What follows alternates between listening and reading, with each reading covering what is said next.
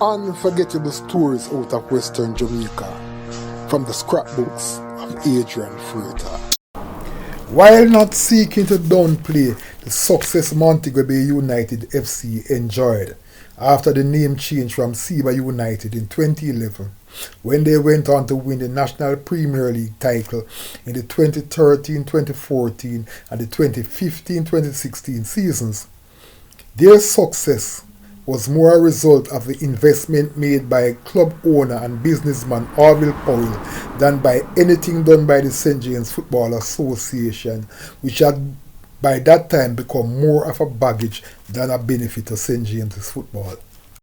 In fact, in looking back at the glory days of St. James football, which was between the 1980s and 1990s, the parish was blessed with quality football leadership through businessmen Westmore Thomas and Sonny Vassell, who guided the football to a level where it was on par with the National Premier League.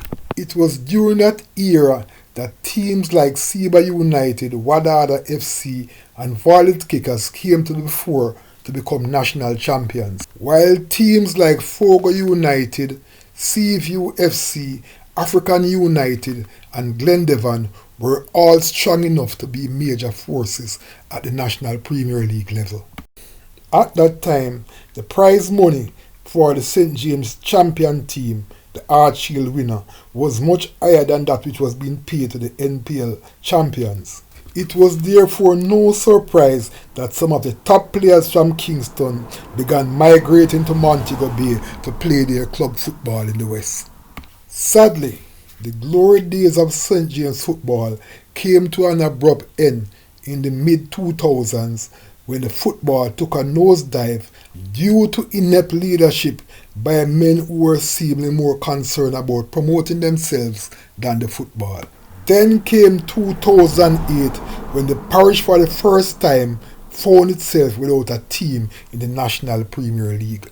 In this edition of Lest You Forget, I will be looking back at that year 2008 when St. James football hit rock bottom from a story I wrote for the Gleaner, which was published on June 21st, 2008 under the headline St. James Clubs Down and Out, Premier Turmoil in Mobay. The story read as follows. Except for the days following the tragic death of former reggae boy Stephen Shorty Malcolm, which plunged the entire nation into spontaneous mourning, the level of despair among football fans in St. James is unprecedented. This time around, the state of unhappiness among the football fans stemmed from the fact that with Seba United relegation from the 2007-08 National Premier League competition and Wadada's failure to advance from the just concluded NPL elimination tournament, St. James will be without a team in the 2008-2009 NPL competition, a first in the parish's history. The situation is really bad. Words can't adequately explain to see what has been done to the legacy we left behind, said former national striker Paul Teagat Davis, who was a part of the 1986-87 Seba United team which became the first rural club to be crowned national champions. I can feel the pain of the fans because what is happening today is a far cry from what was happening in my playing days. For most of the late 1980s and 1990s, St. James was a major force in Jamaica's football, producing outstanding teams and players at both the junior and senior levels. At the schoolboy level, the Costa Cup regularly changed hands between top Montego Bay high schools, Cornwall College, which won the coveted title in 1982, 1983 and 1995, and Herbert Morrison, which won in 1986 and 1988. In fact, Rosie's High School from neighboring Hanover, which won 7 titles in that period, featured primarily boys from St. James. When I used to play schoolboy football, it used to be an honor to put on the red and gold shirt and go out to represent my school, said former Cornwall College the Costa Cup player Craig Oates. These days, The players behave as though they are granting their school a favour. Oates, who played under the guidance of then coach, renowned cricket umpire Steve Buckner, said the absence of role models and weak administrative structures are some of the strong features of his playing days which are now missing in today's football.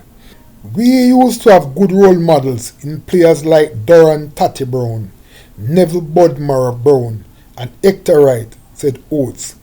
We had these players to inspire us, and in addition, we used to have excellent coaches and very good administrators.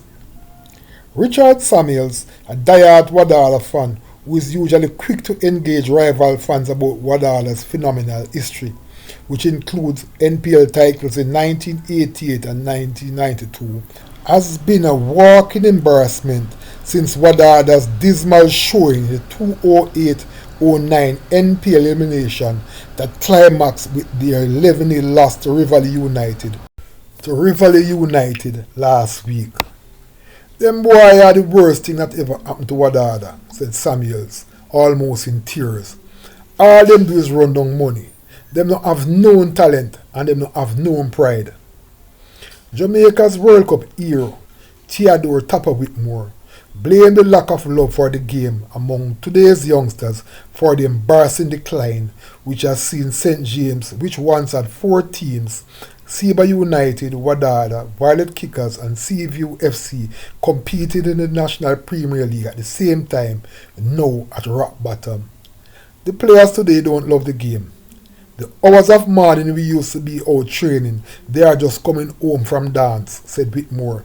They have so many other distractions, such as video games and other things. The love is just not there.